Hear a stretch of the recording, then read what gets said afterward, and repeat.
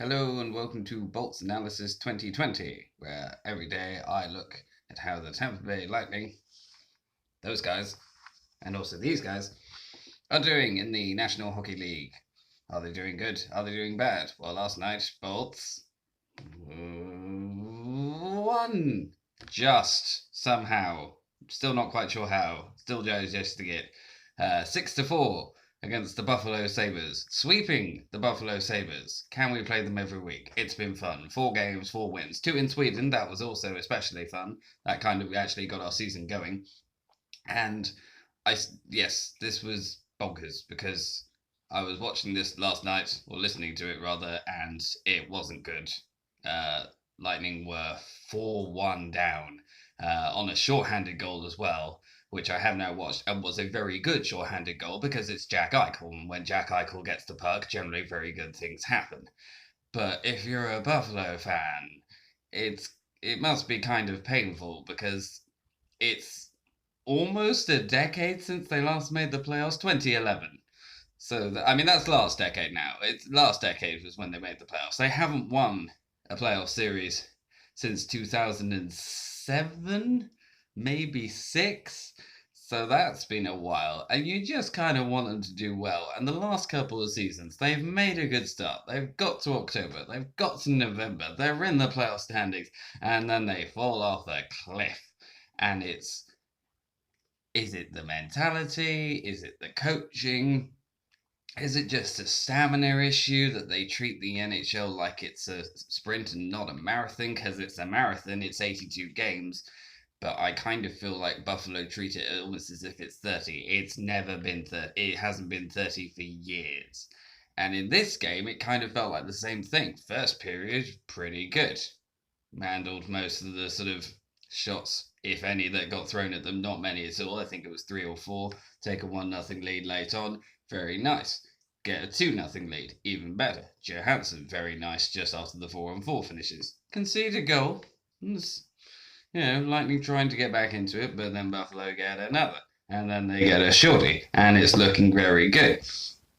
But after that, at home as well, the one game that you have home. You didn't get home advantage at Sweden, you didn't have home advantage in Tampa, but you have home advantage here, and you're 4-1 up, and it's the second period. And don't let them back in. They let them back in. They let them back in.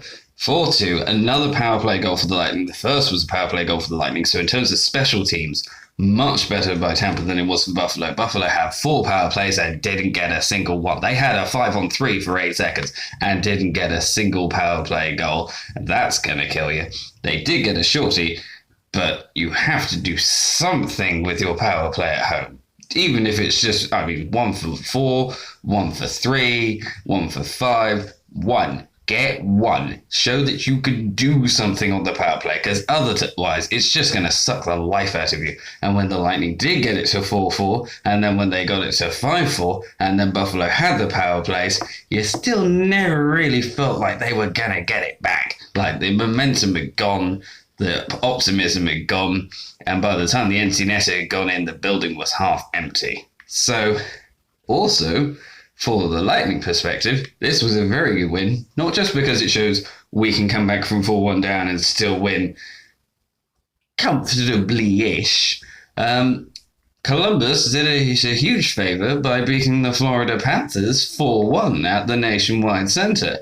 And because Florida lost and we won, the standings go like this. Florida goes down, Tampa goes up. And Florida are outside of the playoff standings, which seems kind of harsh because they've been pretty good. And Tampa have gone into third. And Toronto are here, and we can't really see Boston because Boston are about 10 points ahead of us. But Boston did lose last night because apparently you can be a very good team with Bergeron and Marchand and Pasternak and all that sauce. But when it comes to shootouts, you suck. Every time the Boston Bruins have gone to a shootout, they lose. And for a team that lost in a Game 7, that must dig into the mentality ever so slightly, knowing that when it comes to the last sort of second sort of thing, when it's win or die, get everything or go home with 1 point rather than 2.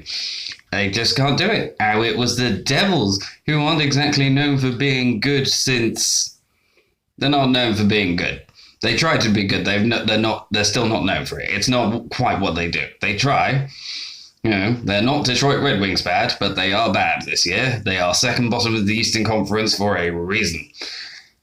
And so I don't think Tampa are going to overtake Boston just because they've won 4 in a row for once. This is the first time they won 4 in a row all season. That's very good. But I still think second or third is probably the peak of our ambitions this year. We can catch Toronto. We can do better than the wildcard standings, just to shore things up.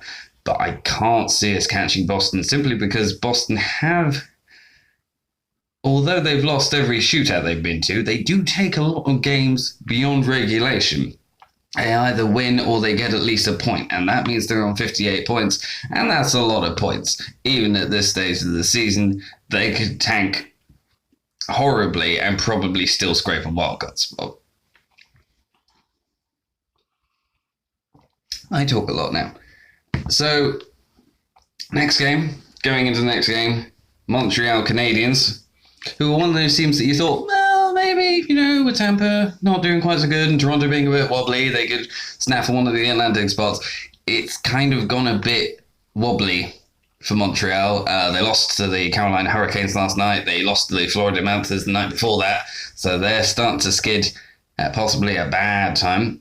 And the Lightning have already beaten Montreal at Montreal this year. So I'm not saying it's definitely going to be a fifth straight win, but I'm feeling quietly confident that we can get something. Even a point, I think. We've got games in hand and the teams around us, both above and below. If we can just continue to generate a bit of momentum, Ottawa's the game after that. That's another one which you look at as being winnable, even though we lost Ottawa earlier in the year, and we only just about beat Ottawa in overtime in Tampa earlier in the year. So it'll be an interesting one to see. I'm not sure where Buffalo go from here. That's 4 in a row they've lost. I guess just try and stop the rot. And then Ralph Krug kind of said that maybe they're trying a bit too hard, need to get back to basics. I don't think going 4-1 up is trying too hard. I think going 4-1 up is very impressive. I think after that, they kind of need to learn how to smother a game. Like, you don't need to be doing the same things throughout a game. If you go 4-1 up, you don't need to be going for 5, 6, 7, 8, 9, 10. But you do just need to smother it, shut it down. Better penalty getting, I guess. Giving the Lightning 2 power play goals lets them back in, at home. I think that's the dispiriting thing for Buffalo at the moment. Is it's not necessarily going to Boston and losing. That happens to a lot of teams. I think it's being at home to an Atlantic rival and losing. I think that's what's going to sting this morning, and may sting until they get a win. Whoever that is, it's the Edmonton Oilers next. That's another team that you sort of think, should have a better playoff record. In recent years, don't.